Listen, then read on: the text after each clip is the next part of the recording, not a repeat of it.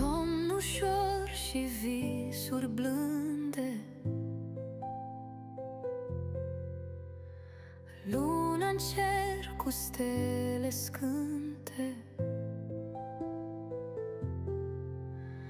clopoței ce-n șoaptă cântă. Noaptea blândă te încântă.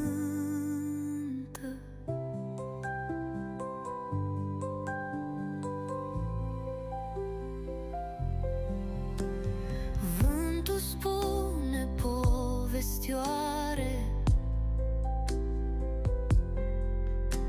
frunze cad în dans sub soare,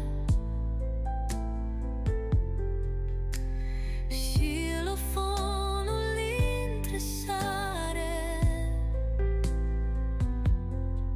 suflet mic spre vis visare.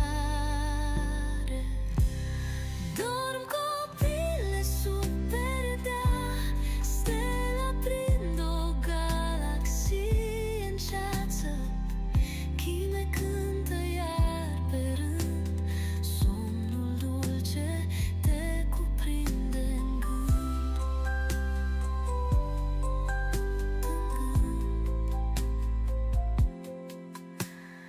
Marea lin îți șoptește dor,